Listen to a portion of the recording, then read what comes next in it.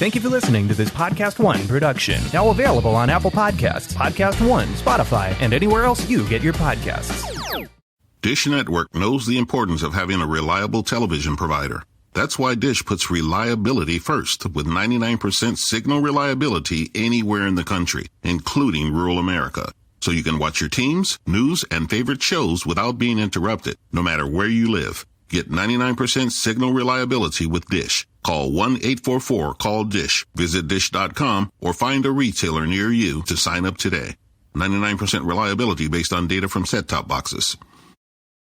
Live by Live has all of your favorite music, and you can listen for free. Whether you hit play on one of our hundreds of curated music stations or create your own custom artist radio station, you'll find the music you love on Live by Live. Visit livexlive.com or search LiveX Live in the App Store or Google Play and listen for free now.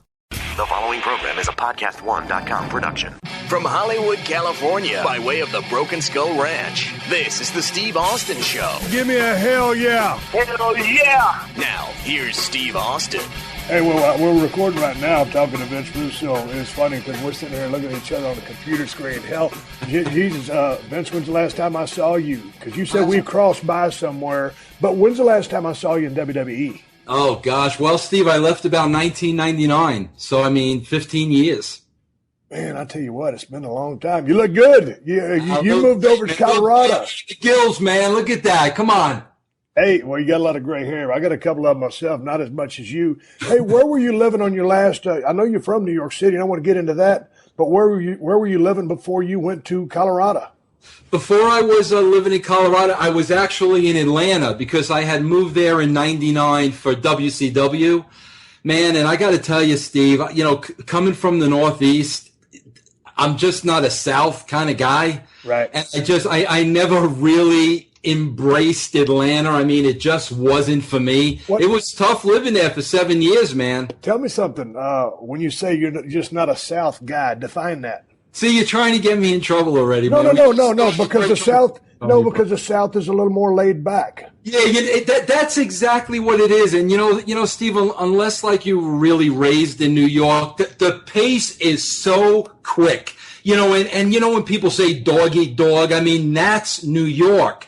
And then all of a sudden, when you take that lifestyle and you go to the South, and you're right, everything's at such a slower pace. It's really, really hard to adjust to that. Really hard. Well, that's what I tell everybody. Like when I go to New York City just to visit or whatever, after about 2 or 3 days, I got a gut full. I'm ready to get out. But New Yorkers thrive on that energy, that frantic pace. It is what it is. So it's a totally different animal. I could take someone, or I could take you down to my ranch in South Texas, and dude, you're in the middle of nowhere for 2,000 acres. You will not see another human being. About a day in, you'd probably, start banging your skull against the wall because you'd go crazy because seemingly there'd be nothing for a cat like you to do. But that, it's funny that you say that, Steve, because I used to run into this all a lot. I used to get heat for this too. And I used to say when you have a wrestler, okay, that's got a real heavy Southern accent, okay, sometimes it really gets difficult to get that kind of an accent over. And the only reason I say that is because that's viewed a certain way in like California, New York, Chicago. You know what I mean? Right. And when you look at the history of wrestling and you really look at how many people from the South really got themselves over. And then they'll argue with me. The first argument immediately is, what about Austin? And I'm like, Texas to a New Yorker isn't the South. Right. It's Texas. It's two completely different animals. And the Texas accent, that's a whole different type of dialect compared to the South. So are you saying, I know Jim Ross went through this a bunch. I guess down there in WWF, Vince thought it was too regional sounding. I never really looked at anybody having a Southern accent as far as getting over on a national or worldwide platform myself. Just maybe to that point, there wasn't a whole lot of guys from the Deep South that got that high up. Well, that's the thing, Steve. That's what you really, really have to look at. I guess the perfect example is a guy like Dusty. Right. But, did Dusty really have a Southern accent? Dusty had a Dusty accent, man. Nobody talked like that guy. Another perfect example, one of the guys that I think got most over from the South is Sid. But, I mean, let's face it, look at what the guy looked like. Yeah. So, I mean, he had such a unique look and was such an animal. But, I mean, you put those two guys aside, what great technical wrestlers were really able to get over out of the South. And, that's not being biased or anything. It's just, it's that dialect, that's really not accepted in places, New York, California, Chicago. Well, Terry Funk took it to a very high level. Yeah, no, there's no question about that. Yeah, I mean, we could sit here and I could pick names out of the past that certainly came from a Southern flavor. But anyway, hey, man, we're sitting here watching each other on our screens. And, this is funny because this conversation happened last night. I was in the gym on my account, my Twitter account, Steve Austin BSR. You were going back and forth, and your Twitter handle is Pyro Ballyhoo. Yes. Mine's Steve Austin BSR. So anyway, there was an argument going on back and forth about you having to talk me into the beer truck idea. We're going to get to that later. But this conversation started last night, so I just followed you on Twitter, and I sent you a direct message, hey, how you doing? And you answered me back. So right there in the middle of my workout, we started talking on the phone, and I said, hey, man, we got to do my show tomorrow if you have time. And so that's why we're here talking. And I did a bunch of research on you as much as I could. I'm batching it right now. My wife and my niece are in Mexico. I have the whole house to myself. I got my 3 dogs. So I'm living large here in Marina del Rey. But as I look at you, I was doing some research, and you are from New York City, born and raised, right? Absolutely. Long Island, yeah. So I was reading some of the things about you, and I found out that you were a huge Kiss fan, as am I. Yes. And in the picture that I'm looking at, you have this Kiss. I got Kiss everywhere. Yeah, there's this Kiss poster on the wall. Yeah. Yeah, there's Gene Simmons. Everywhere. Yeah. Hey, so let's talk about Kiss for a second. What was it about those guys that just won you over and totally turned you into such a monster fan? Well, Steve, you would tell me yesterday we're close to the same age, right. And I became a Kiss fan when I was 16 years old. I remember on my 16th birthday, I got my driver's license, and I brought rock and roll over on my 16th birthday. From that moment on, I was absolutely hooked. And Steve, I got to tell you, I don't know if you'll remember this or not, but back around that time, 4 posters came out of each guy, and they were really, high quality, beautiful. And if you remember, Steve, the poster of Gene was taken from his feet up. So the guy looked like he was about 15 freaking feet tall. Right. I had that poster above my bed. Yeah. And quite frankly, every time I looked at that poster, I didn't feel like there was nothing I couldn't do. I mean, just the power, that came across, through Gene Simmons, to me, I mean, he was my idol, But, fast forward later, and you'll appreciate this, Steve, because I'm sure you watched it too. I think it was 1983. I just wrote about this on my website. And do you remember when they took the makeup off on MTV? Well, I did, and I was on your website, which is pyroandballyhoo.com. Yes. So I actually was on your website, and I watched that, and I remember that was with, what was it, J.J. Jackson? Yes. So anyway, and I didn't remember that specifically. I just remember seeing the pictures. But I watched it on your website, and it was like, so you hated it. Well, no, the funny thing is, I'm sitting at the edge of my seat. I mean, this is the demon, man. He's not going to have any makeup. And I swear to God, if you remember how they did it, everybody was in the black. Then they did the spotlight. All of a sudden, they did Gene. And I swear to God, I sat there and I'm like, he's a fat Jewish guy from New York. That was my first impulse. And, it didn't kill it for me because, I'm very, very loyal. So I remained a Kiss fan over the years. But, Steve, here's something. I think this is going to interest you, I try to tell people this all the time because Kiss and wrestling go hand in hand, right? How great a character did Gene Simmons create when, as the Demon on stage, he never even said a word? It was all facials. It was all mannerisms. It was all the ways he played the bass.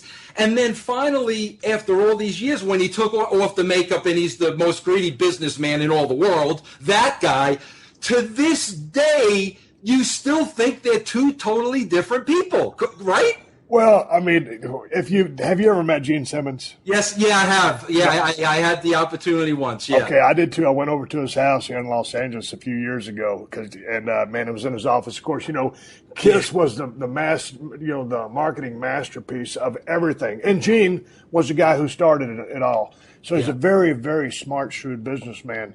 But in your conversation with Gene, you didn't say, "Hey, Gene, I got to say, when you took off the makeup and you look like a fat Jewish guy from New York." Certainly you didn't tell him that, right? Well, I absolutely did not. And actually, I met Gene when he was in the makeup, so it was the Demon. It wasn't Gene Simmons. Right.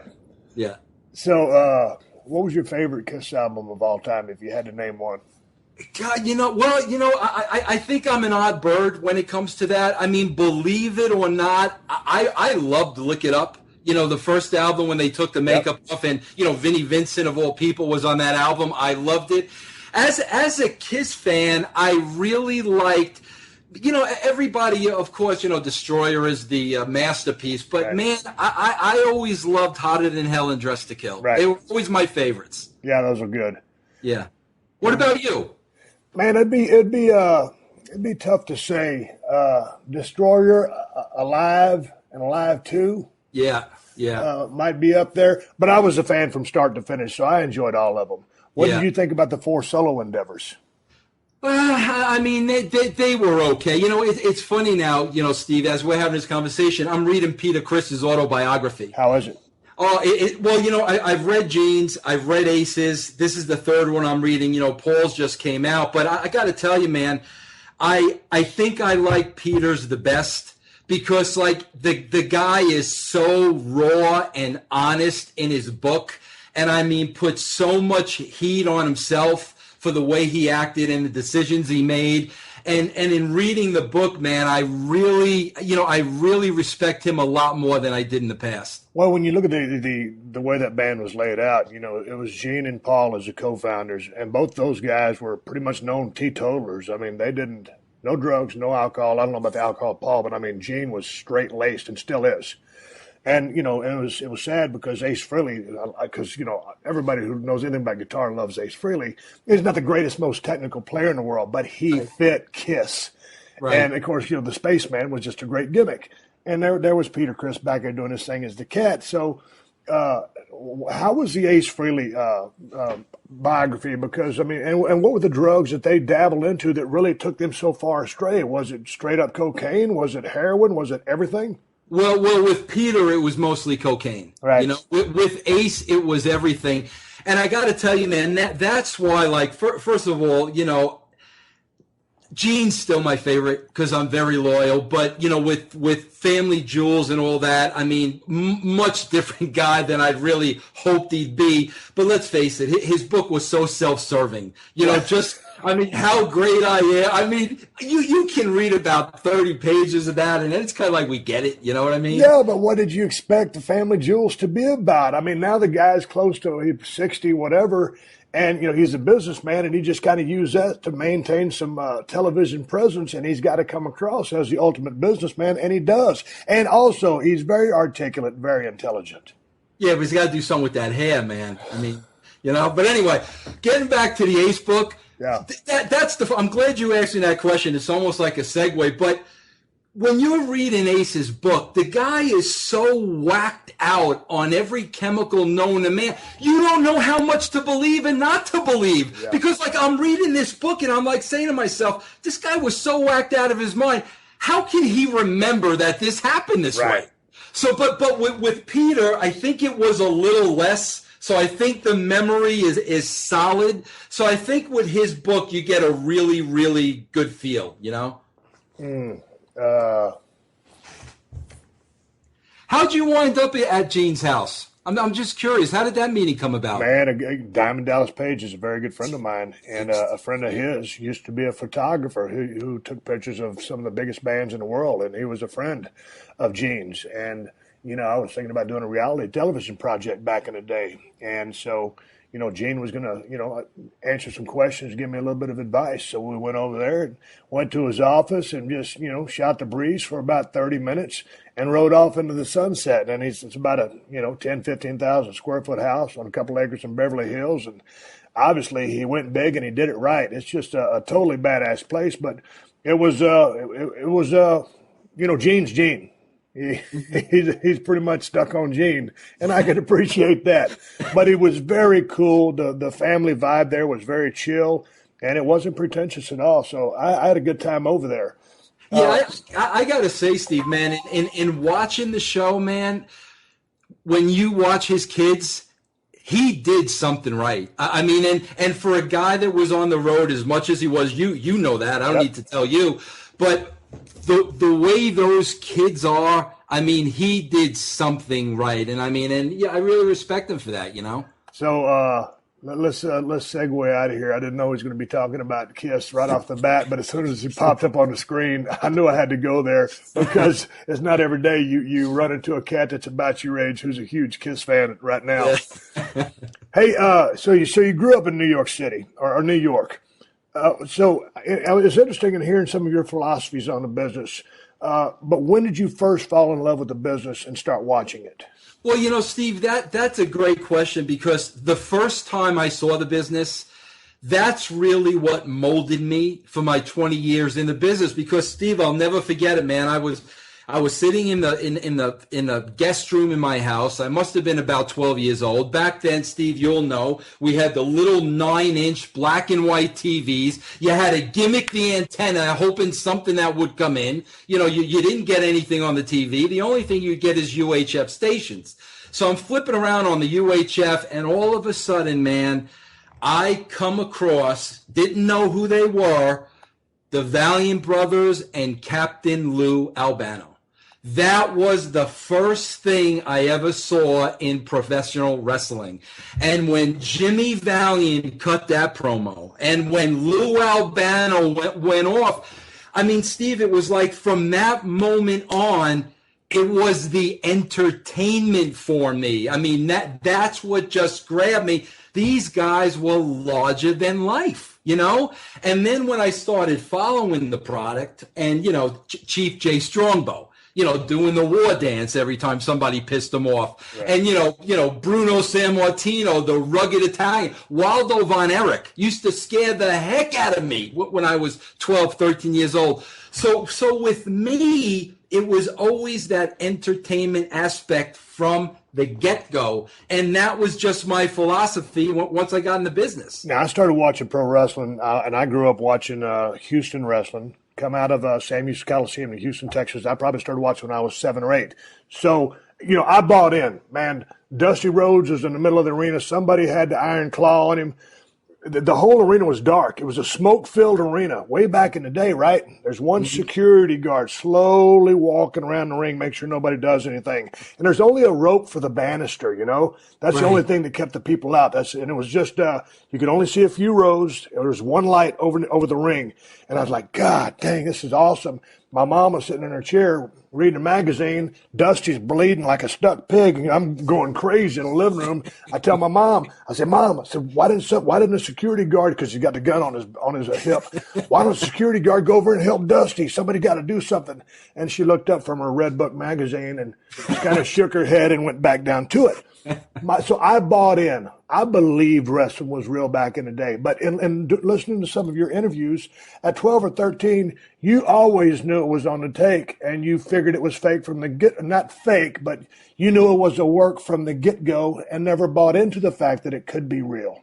I never did, Steve, but you know what? That never stopped me from loving it. I loved it wholeheartedly from an entertainment perspective. And like, here's the funny thing, Steve, like, we had a different experience growing up in New York. Like in New York, they had the one show every Monday night at the Garden. Okay.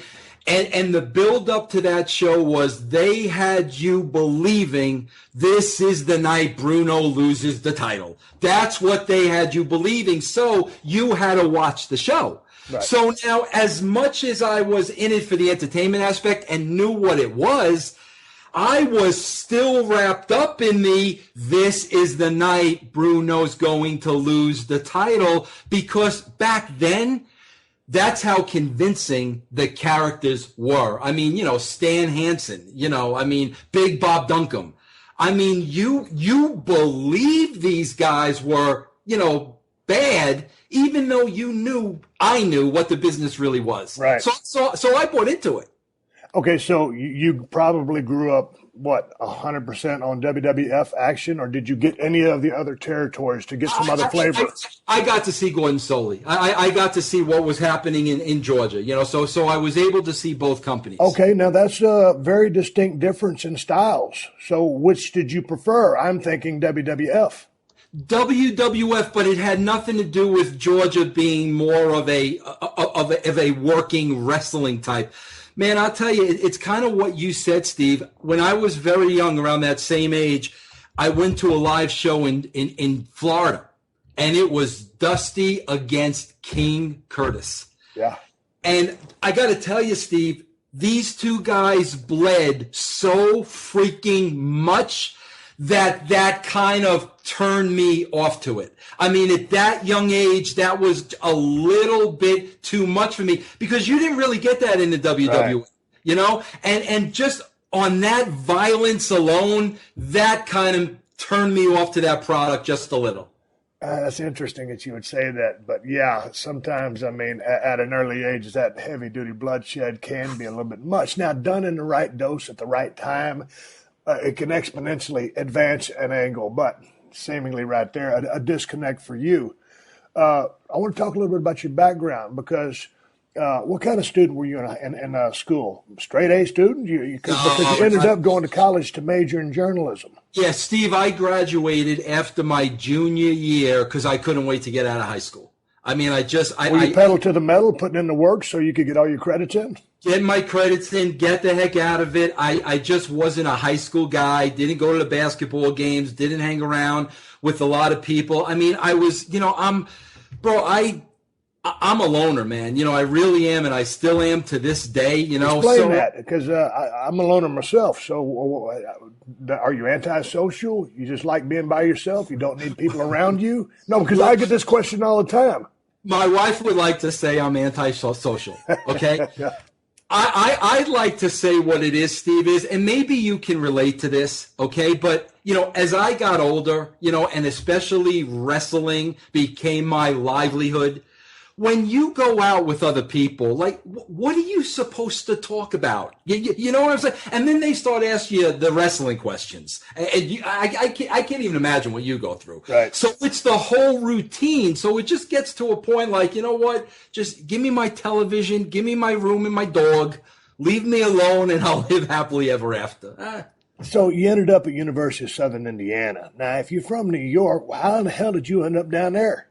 Believe it or not, I had a friend that was going there, and he was home on summer break, and he basically said to me, he was the sports editor of the newspaper, and he basically said that, Vince, I can get you here as the assistant sports editor, get you a scholarship. So I went. Okay, now here's proof that loners do indeed have friends. Few. Yeah. Very true. Okay, so now in your circle now, you recently moved to Colorado. So how many you got friends over there in Colorado? It's just basically the family unit. Bro, I got no friends. I got my dog Yogi. That's really about the extent of it, bro. That's it. And you know what, Steve? Honestly, that's what I miss most about not being in the business now. Because those were my friends. I mean, those are the people we had something in common with. You didn't have to see them too much. Once a week, once every 2 weeks. It was great. But that's what I miss the most. Part of being a booker / writer / creative director or on the team comes part and parcel with having heat with many people, because there's so many people. You can't make everybody happy. Right. And trying to do what's best for the big picture, the manipulation of the pieces you have to move around are inevitably going to piss somebody off. So that does come into play with, how many friends you end up with once you kind of leave the business, right? Right, absolutely. And you know what, Steve? The friends weren't really the boys. Right. The friends would really tend to be, agents or lower card guys, that were just happy to be there, like, Disco Inferno, people like that. So I learned real quickly, the boys aren't your friends. You can't cross that line. And, I never crossed that line. I always tried to stay within my bounds, but yeah, to this day, not many other boys I would call friends. This is the Steve Austin Show.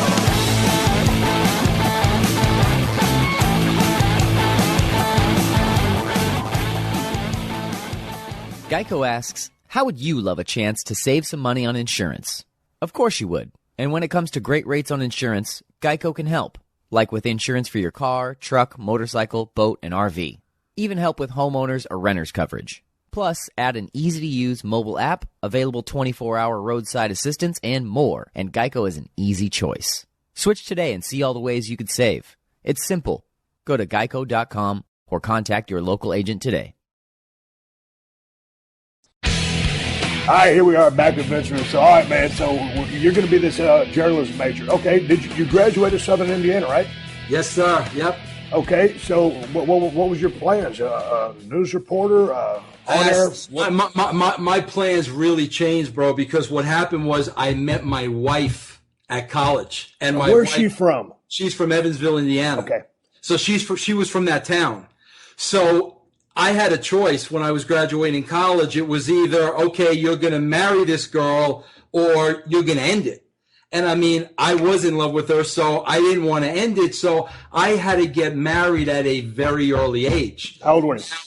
I was 22. Yeah. So basically what that forced me to do was go out and get a job. And it didn't matter what the job was. I was able to get a job in publishing, but my first job was selling professors their textbooks that they used in college. Right. And I did that probably for about 3 years or so. Okay, then what was the next gig? My next gig, I got to, video stores were just opening. Yeah. I love movies, love entertainment, got to started working for somebody, was able to buy the store, on a note. So I owned my own business. Okay. At that point, here comes Blockbuster. The writing's on the wall. They're going to put me out of business. What am I going to do now? Literally. That's when the love for wrestling came back. And I was like, you know what, man? Let me try to get into that business. And Steve, there was never, I want to write television for the never even crossed my mind, Right. But I wanted to get into the wrestling business. I started my own radio show, much like this, Vicious Vincent's World of Wrestling. Now tell me how you came up with the character Vicious Vincent. Well, was that alter ego? Now, Steve, you're going to love this, man. And I wish I had all day to talk to you because there's so many things to discuss. But when I first got into radio and wrestling, not knowing any better and being naive, I kind of got on the dark side of it. By that, I'm talking about I associated myself with somebody by the name of John Arezzi, who was very good friends with Dave Meltzer at the time. Now, you got to remember, Steve, we're talking 1983. Right. This is when Vince was going through that steroid trial. Right. And I'm around these guys that are looking to hang Vince, and they're burying him. And I'd be sitting there, and I'd say to myself, why are you burying the guy that's making it possible for you guys to have a living? It made no sense to me, and that's not what I wanted to get into. Like I told you, I love the entertainment aspect. I wanted to play along. So I went from that on my own to the complete extreme, Vicious Vincent's World of Wrestling. I was a gimmick. My partner was a gimmick, and we just did what you saw on TV. So what was your on-air stance, sir? Were you guys talking about the storylines and angles and feuds at hand? Absolutely, but as fans. Right. Not what you're reading today. Literally as fans. Okay, yeah. But where were you now? Because if you're in Indiana, now you're trying to get into business, and you're fixing to go back on Long Island at this point. Okay, so you came back to Long Island. Yeah. So you're trying to get your way into the business. Is that what possessed you to go to Johnny Rodz? Yes, because, Steve, again, it's such a different time now where, like, everybody is an authority on the World Wide Web. I mean, that. Everybody knows everything.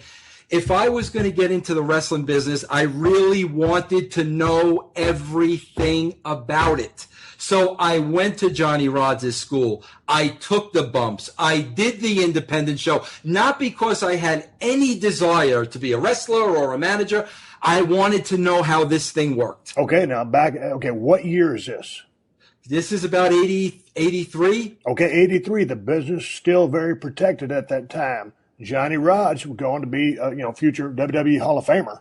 Yes. Trained a lot of guys. So what do you say to Johnny Rodz, who's, pretty hot in the business? You say, hey, I want to go through your school. I'm not interested in being in the ring. I just want to learn how to wrestle. Or did you just say, hey, I want to be in the school and that's it? No, I basically said, Johnny knew I had my radio at the time. Right. I told Johnny, I said, listen, if I'm going to do this, I want to know everything about this business. I want to know how it works. And keep in mind, Steve, I had an absolute respect for it. I mean, an absolute respect. And I think when Johnny saw that, especially being a Long Island kid, right. I think he realized I was serious and I wanted to know what I was talking about. Okay, now you're a little bit, you had your nose to the grindstone, 3 years of high school, graduated, and went to college. So I'm assuming you really had no athletic endeavors prior to joining Johnny Rodz Wrestling School. Were there any sports that you participated in? I used to play some soccer in high school, and I played baseball up until I was 18 or so. But after that, no. But, I mean, luckily, I always kept myself in fairly good shape. But, I wasn't used to that type of training. Okay, so all of a sudden you roll into Johnny Rodz School of Wrestling, and all of a sudden, some of the first things is some rolling, tumbling, and then you learn how to bump.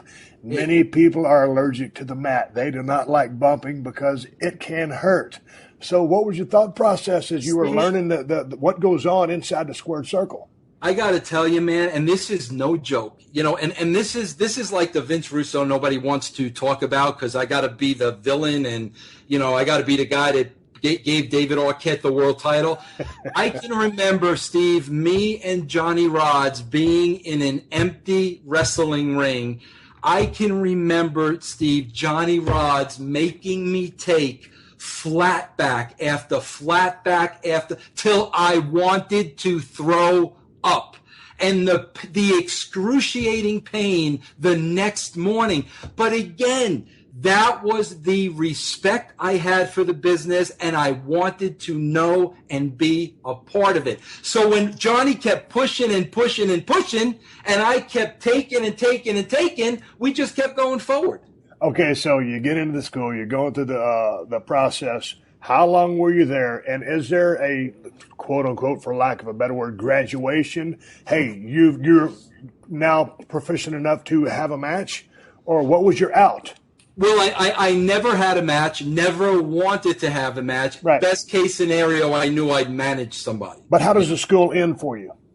What was that? When does Johnny Rodz say, okay, I'm done with you, you're ready to go? I probably put in about, I'd say, 6 months. And Steve, I'm talking about driving from Long Island to Brooklyn every single day. It was a good 3-hour round trip every single day. Right. So like you eating the potatoes, the boiled potatoes, but... Well, okay, so... so I got to manage. So you got to manage. Well, who did you manage?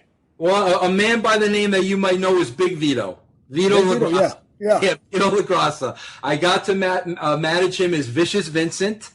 And, we were the heels. And as a matter of fact, one match, and the opponent was Hillbilly Luke. Hillbilly Luke. All right, so here we are. And then you're about to become a freelance writer for WWF Magazine. Yes. You sent a letter to Linda McMahon? Exactly, yes. Now, what did this letter say? Basically, I shot with the truth, Steve. I was paying to do my radio show. I was running out of money, okay? I knew I'm not going to be an idiot and a moron and send a letter to Vince McMahon. I mean, Come on. But I knew Linda McMahon probably reads a mail. So I wrote Linda a letter basically saying, listen, this is what I've been doing. I have aspirations to do this. All I'm looking for is an opportunity. And literally a week or two later, Linda McMahon called me, and that's how it all began. So you start writing for the magazine, and then Yes. you come up with this under Vic Venom. Well, I wrote as Vince Russo, but Vic Venom was another character I wrote as. Yes. Yeah. Well, hey, when did you come up with Vic Venom? Because probably about a year or two before I got there, or when I was there for sure. Because I remember reading your stuff. Probably about 94. Right. Yeah, Okay, 93, 94, yeah. Okay, so then all of a sudden you're writing for the magazine. How did you get on the creative platform or become the head writer? This is a great story, Stephen. I'm glad you're asked because I'm sure you're real familiar with them, right? So I was writing freelance. I was getting $150 a story. I was working at a big appliance chain at the time of Long Island, PC Richards and Sons. Now, what's your wife thinking about this time? She thinks I'm out of my mind. Okay, man. go ahead. It's not going to happen. You're absolutely out of your mind. Believe it or not, I'm freelancing. Within a month, the editor of the magazine is fired. So now I interview for that job. Now I get hired as the editor. I get my foot in the door. Okay? So now I'm writing the magazine. Now, from there, we start the Raw magazine.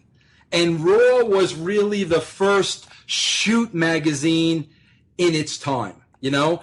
And here's where things started to change for me a little bit, Steve. And what happened was the product was really bad at the time. I mean, Steve, I was working in that building and embarrassed of what I was seeing on television. This was the days of T.L. Hopper, the Goon, Freddie Joe Floyd, and all this stuff, right? So I started shooting my own angles in the WWE magazine and the Raw magazine to entertain myself because I wasn't going to write about Freddie Joe Floyd. So I had to entertain. So I'm creating all these angles in the magazines, right? Then what happens is, Bill Watts gets hired. And they don't put Bill Watts on the floor with the big shots. He's not up there with Pritchard and Ross and Vic. He's on the magazine floor. Right. He's on my floor. So all of a sudden, Watts comes in and he's watching hours and hours and hours of tape to get familiar with the product, you know? So I just go in there one day, you know, I knew of Bill Watts, obviously, sat down with him, started watching the shows with him. We started talking. That goes on for about a week or two. And then finally he says to me, Vince, how would you like to sit in with the creative team? Now, that was never my intention. My intention was I want to learn from this man. Right. I want to pick his brain. That was my intention. So Bill cut through all the red tape to be able to put me in a position where I was now sitting in on the creative meetings. And at that time, it was Patterson and Bruce and Bill. They were the three at the time. Our Bill can be known as a pretty gruff individual. How did he just take a liking to you? Was it because you just kind of came in innocuously just to learn, and then all of a sudden one thing led to another, and the conversation started happening, and y'all's everything just kind of meshed, and a relationship was formed? Steve, I think in order to really be successful in this business, whether you're a wrestler or a booker, you have to be a visionary. There's no question in my mind. And I think when I sat down with Bill, I was talking about the Attitude Era. That's what I was talking to him about. And I think whether he thought I was out of my mind or, you know what, maybe we need to listen to new ideas like this, he was very, very receptive to what I had to say. And, you know, if he wasn't, I would have never had a wrestling career. It's that simple. All right, so here we go. Bill Watts invites you to come into a creative session. Talk me through that first session, that first go around, because as you know, once you get in those inner circles, and it's a very small circle, to bring someone in new, you know, you're automatically not accepted. You're going to have to earn your stripes. I mean, because everybody's got their bristles up. Hey, who is this cat? How long did it take you to feel like they accepted you and came to be on the same level as them? Because you're a newbie in the business, although you've been watching your whole life on the inner workings. Here you are, this young editor for the magazine. And Steve, I'm going to shoot straight with you here. You know, the truth. So basically it's me, Patterson, and Bruce, and Bill Watts. I meet with them the first day the OJ verdict comes in. I'll never forget it. We're all sitting there watching the OJ not guilty. That's how I remember it. Well, what were your thoughts on the not guilty? We were beside ourselves. Okay, go ahead. You know. But so Steve, so a week later, Bill Watts calls me in his office. Vince, shut the door. I shut the door. He goes, Vince, I just want you to know I haven't heard anything from Pat. I haven't heard anything from Bruce. I haven't heard anything from Vince. They're firing me. And I want you to know that. That's how insightful Bill was. And I swear to you, Steve, at this point, I still don't want to be a TV writer. I'm more concerned with Bill Watts losing his job. So I'm like, Bill, what are you talking about? Why? At that point, Vince, you got to, I know the business. I've been through this before. Trust me. He saw the writing on the wall. And again, obviously, everybody knows as gruff as Bill Watts can be, he's very, very, very sharp-minded as far as business and reading people, too. Forget about that. That day, Bill Watts got let go. Right. Okay. In the same time, Pat kind of steps down because he don't want to be involved in the creative anymore. So now, Steve, I'm literally sitting in creative with me, Bruce Pritchard, Jim Cornette. Okay? And Steve, literally, I'm sitting in these sessions, not opening my mouth, being very respectful, not saying a word. But what I was saying to myself, to be honest with you, was, do you guys not understand that as you're writing this down on paper, it sucks? Like, what they were writing, I thought was freaking horrible, okay? So now I'm happy to be on the creative team. I'm embarrassed of the product. Okay, so now they're writing ideas down on paper that you're totally against and you think, quite frankly, suck. So how are you voicing your opinion or getting your stuff in, as we would say in the business, because it's 2 against 1 and you've got 2 veteran guys, and it's, fast forward all these years later, it seems to me in some of the videos I watched and prior to our conversation, obviously, maybe not on your end, but there's still a lot of heat from Jim Cornette towards you. So you guys are like oil and water. Did this exist back then? No, because, Steve, I wasn't opening my mouth. Right. I wasn't getting my stuff in. I wasn't attempting to get my stuff in. But what was happening was I'm watching the NWO on WCW. And I've got friends there. I've got Jeff Jarrett just goes there, Kevin Nash. And I'm watching our stuff, and I'm watching WCW, and I'm like, holy crap, that's where I want to be, right? So what happens is through Jeff and through Kevin, Eric Bischoff calls me. Okay? Now, I got to say this, and this isn't a knock on Eric because I don't consider us friends, but I respect him more than anything, and I have no heat with Eric or anything. But back at that time, he was very pompous and arrogant, rightfully so, because he was kicking Vince's backside. Yeah. You know what I'm saying? So he carried that attitude with me on the phone, kind of, and I was like, I really don't know if I want to work for this guy, right? But here's the kicker, Steve. The next day, I'm feeling so guilty that I had a conversation with Eric Bischoff because my loyalty was with Vince McMahon and WWF. That was the product I grew up on, right? So now I want to come clean to Linda McMahon because that's how bad I feel, Right. I go up to Linda's office. We have a set meeting. Steve, 30 seconds into the meeting, guess who walks in? Vince. So now here I am, this 32-year-old editor of the magazine with Vince and Linda. Now, Steve, I know you know this, okay? You can name the handful of times in your life where you took your Spaldings in your hand, and it's like, I'm either going to the next level or I'm going to be fired. There's no in between. So I basically looked Vince and Linda in the eye, and I said to them, listen, if you think all I'm capable of is writing the magazine, I need you to tell me that, because I'm capable of a whole lot more. Okay? Bro, Vince's face turned red. How can you talk to me like that? Who do you think you are? And me being innocent and naive, I'm like, Vince, I don't think I'm anybody. I just want to help you. I mean, literally, that just came out of my mouth. Yeah. So we wrapped up that meeting, and Steve, I'm like, hey, man, I spoke my piece. I want to help this company. If he chooses to fire me, I'm going to be all right with that, because at the end of the day, I was honest with him. So what happened?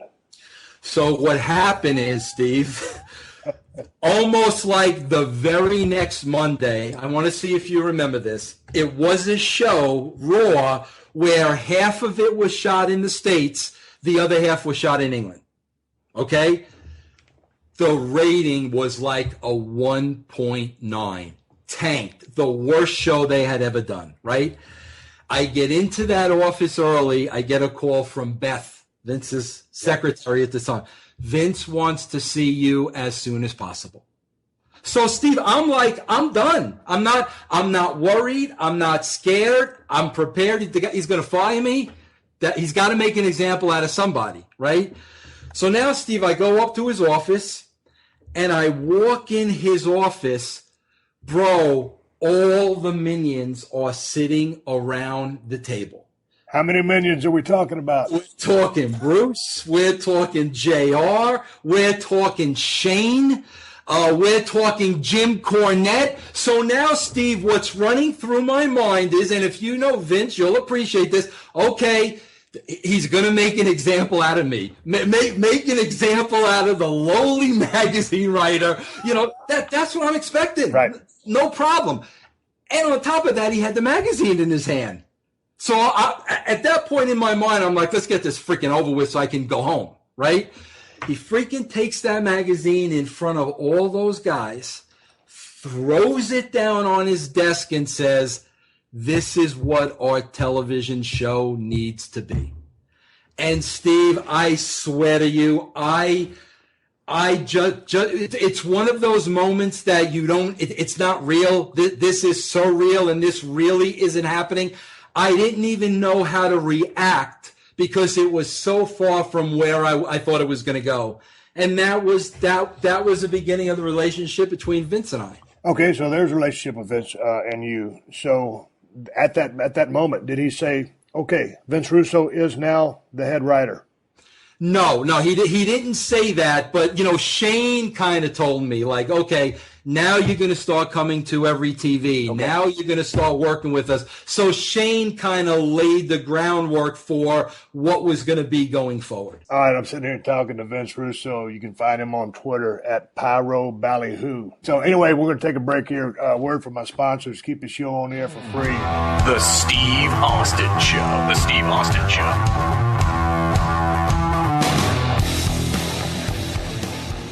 This February on Pluto TV, we're putting the spotlight on iconic black talent. Watch your favorite movies like Top 5, 48 Hours, and More Than a Game. And drop in to binge black TV classics like The Bernie Mac Show and Moesha. Pluto TV has hundreds of channels and thousands more movies and TV shows, all for free. So download the Pluto TV app on your favorite streaming device and start watching today. Pluto TV, drop in, watch free. All right, here we are back with Vince Russo. All right, man. So now, as they would say, I was just recently talking with Court Bauer, who was part of the creative process a few years back. When they brought him and he shadowed people. So when was it when you started? Because I was there, right? Yes, you were there. So I can tell you backstory on you that you don't even know about that would blow your socks off. Oh, give me the backstory. You want to know the truth? Yeah. And you'll appreciate this. So, Steve, people don't understand, though. Before this moment happened, okay, I was writing the verbiage for all the guys on the house shows. Right. Hey, this is Shawn Michaels. I'm coming to pick it for every single one of them. So, without really knowing it, I was already getting a training and a background, right? So when new characters used to come into play, Vince would call me in his office and he would tell me how he wanted to see these characters portrayed. Now, Steve, this is the God honest truth. Bro, I loved Stunning Steve Austin on WCW. Loved it. Totally different from, Stone Cold, but I never saw any of the ECW stuff. But I love the WCW stuff. So now I go into his office and we're going through the list of, okay, this is how I want these guys. We get to the ringmaster, right?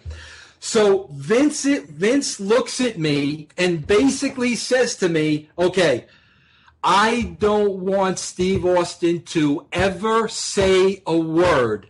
Ted DiBiase needs to do all his talking.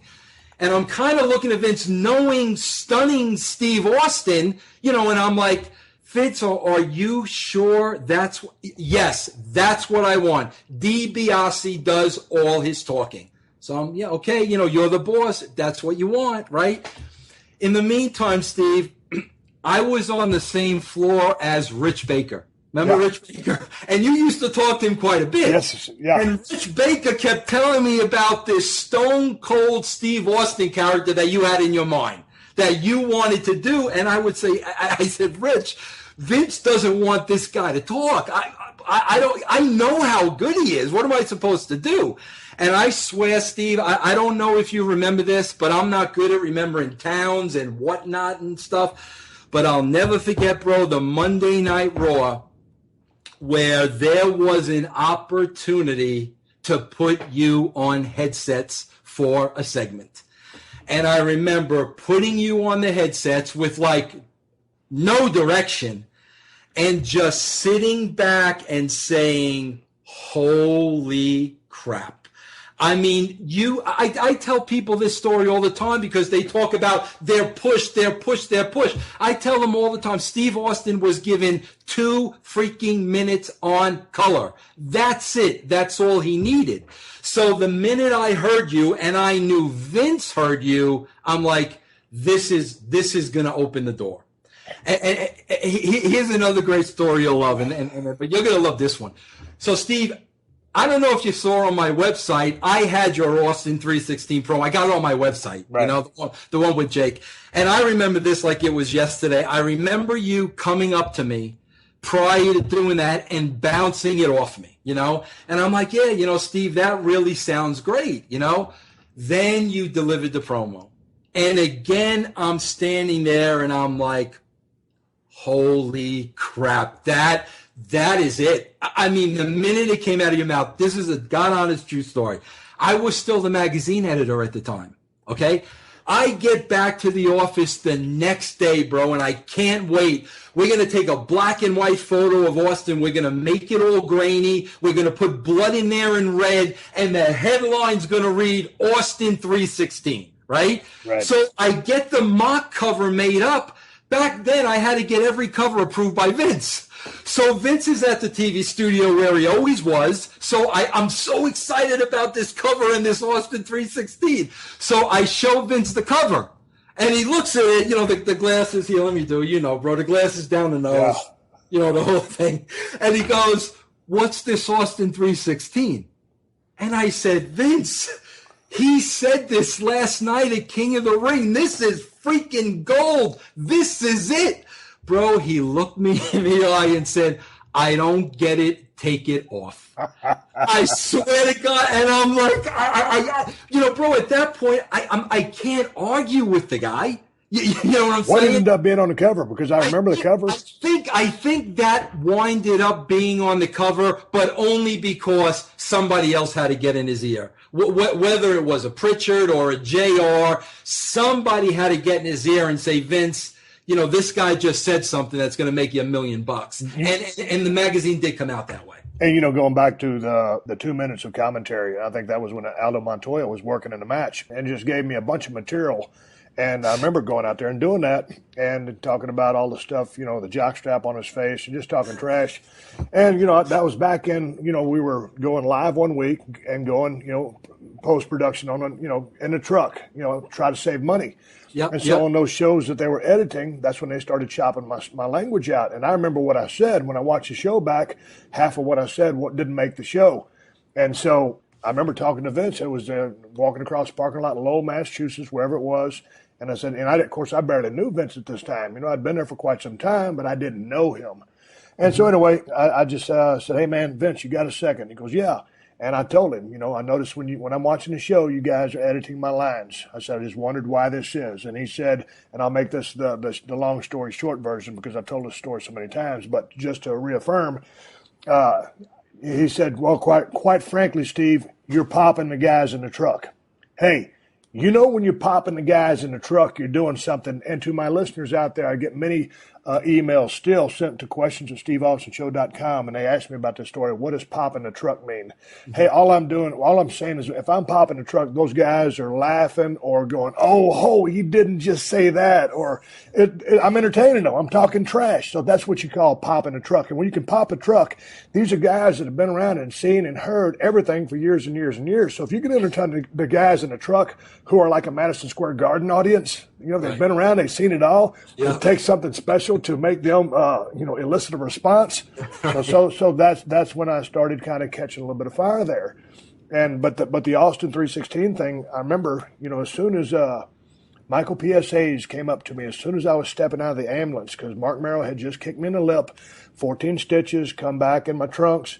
And Michael P.S. Hayes told me that, hey, I just want to let you know that when you cut your promo after you beat Jake, that he cut a religious promo on you before you left the ring, before you left the building. And I said, okay. And that's when the Austin 316 popped into my head. But because it was so cutting edge, I had to drive it by somebody to get a little bit of, hey, man, this is what I'm thinking. And the rest of it was totally ad lib. But when he said that Jake cut a religious promo on you, because back in the old days, in the end zones at football games, everybody had the John 3:16 signs in the crowd that they would hold up. And that's how I came up with that. And then buttoned it with the because Stone Cold said so. But anyway, so the fact that you lobbied for it, and saw, the cover potential there helped me down the road.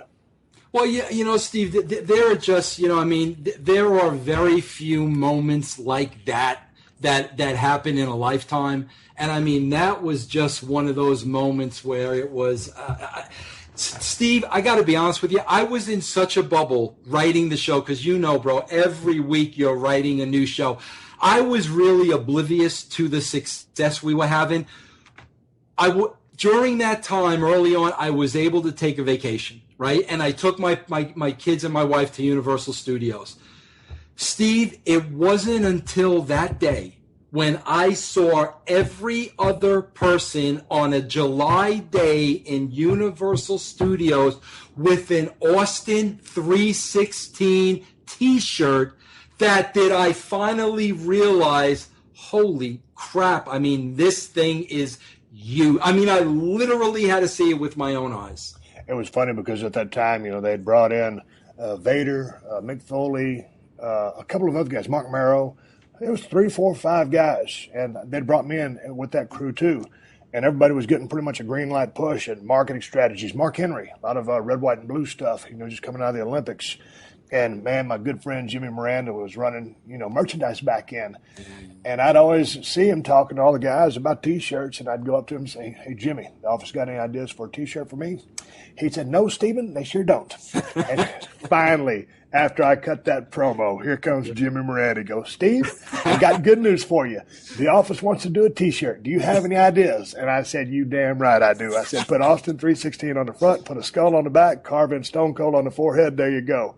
So anyway, the shirt that ensued turned into be a pretty big hit. So enough about me. Let's go back into a little bit of Attitude Era stuff.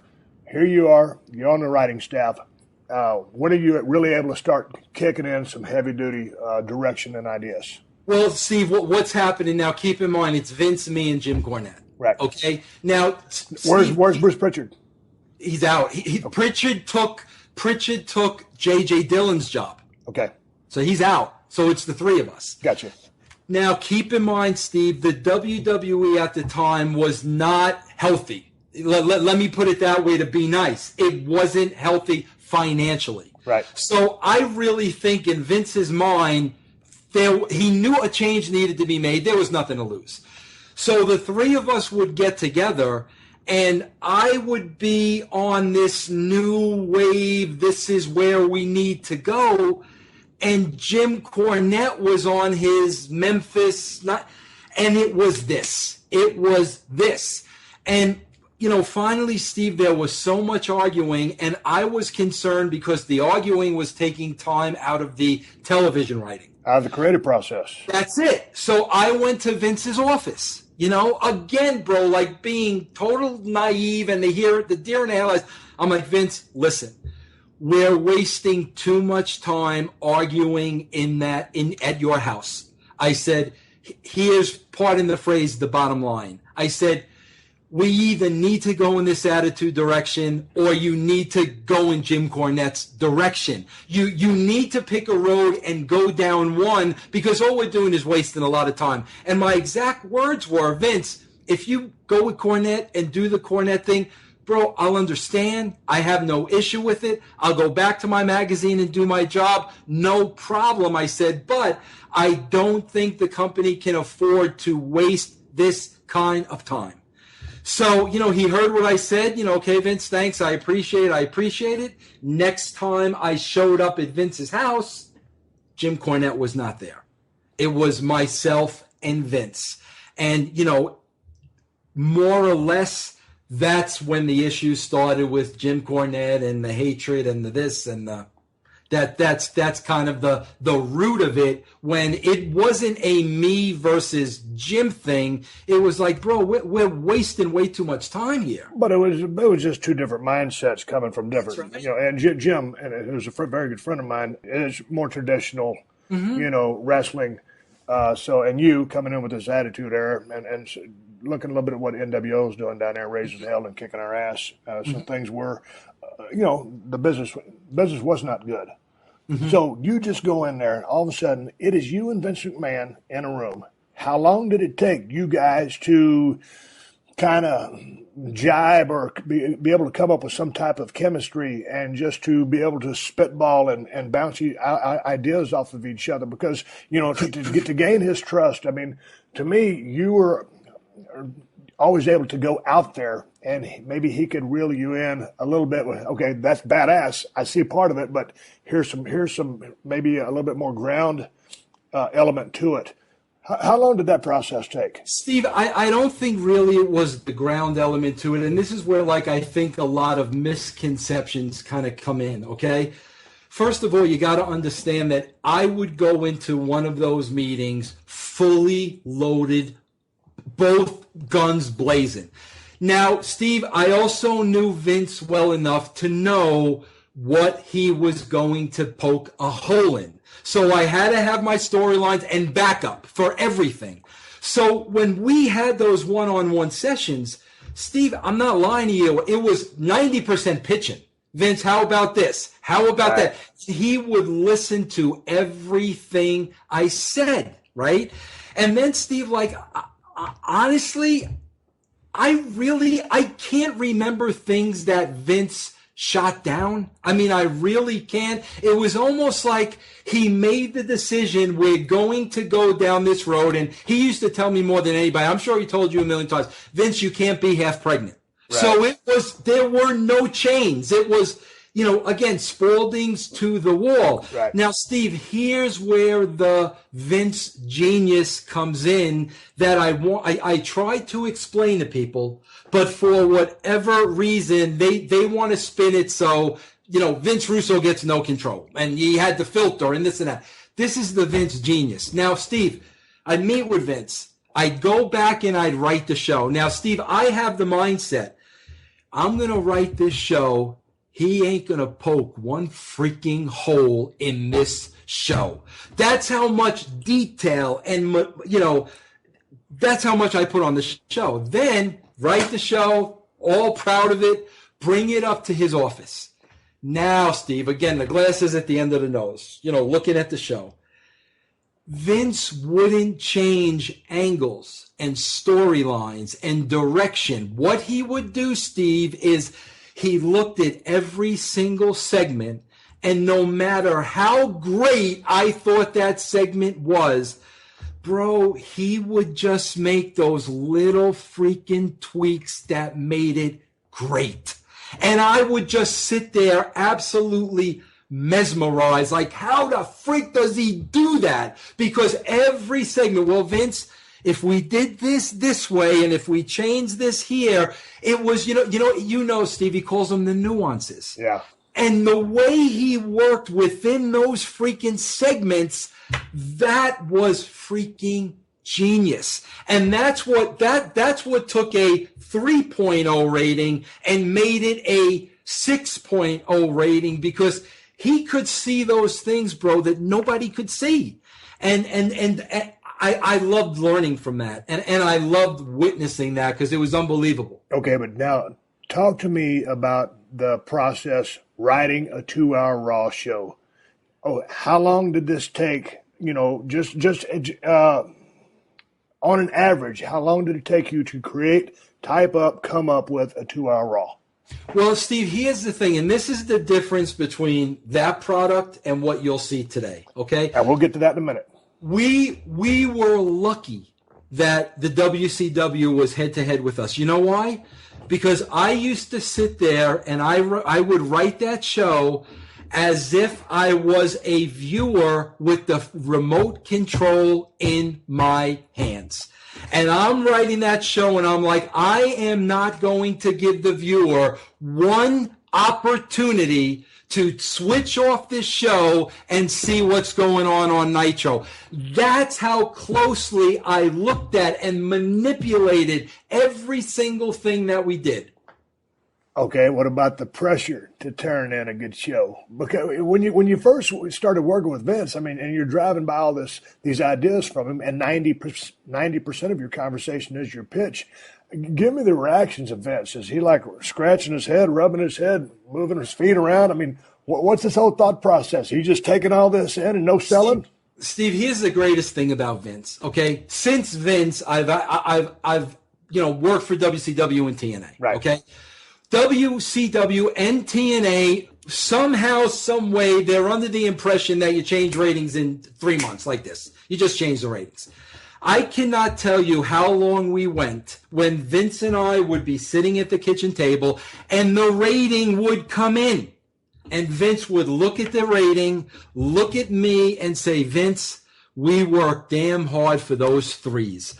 Steve, that went on for a year. The key was Vince stayed the course.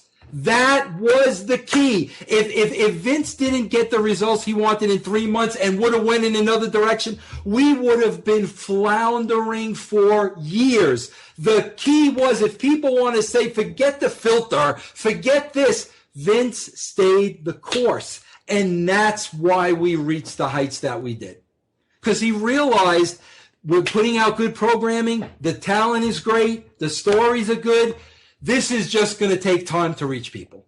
And that was it. How long did it take for us to reach people? I'd say, Steve, to really get to go from a 3 to a 4, I'd say that took the good part of 9 months to get to that next level. Once we got to that next level, things really started growing from there quickly. Things started going from there real quickly, and you're gonna hear that part of the conversation next week on the Steve Austin Show. Hell of a Republic Pictures cliffhanger. Sitting there talking with Vince Russo from back in the day, the Attitude Era in the WWF, back when it was professional wrestling, not sports entertainment. This has been a Podcast One production. Download new episodes of The Steve Austin Show every Tuesday at podcastone.com. That's podcastone.com.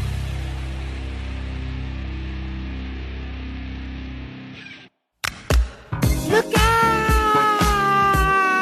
Join me every week for the Michael Irvin Podcast. The Michael Irvin Podcast, the MIP. Now the MIP exists. The MIP. Okay, I got to make sure you got something to show. What? Where's Michael? He's holding out. What do you mean he's holding out? Fine. Hey, it's the Playmaker. I ain't available right now. I said the Playmaker's not available for you. I will give you my Playmaker of the Week. Take the spotlight sometimes off of all these quarterbacks and put the spotlight on some of those guys that make the quarterbacks. T-I-R-E D, put it together. T-I-R-E-D. I get tired fire. That's the love. my girl, but I love right there, What's man. that? Yeah. Download new episodes of the MIP, the Michael Irvin Podcast, every Thursday on Apple Podcasts, Podcast One, and Spotify. That's the Michael Irvin Podcast. I am the playmaker, Michael Irvin.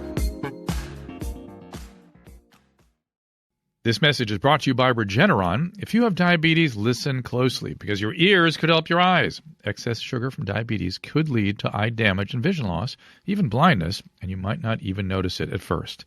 So remember, now is the time to get your eyes checked. Eye care is especially important with diabetes. See a path forward with actions and potential treatment options that may help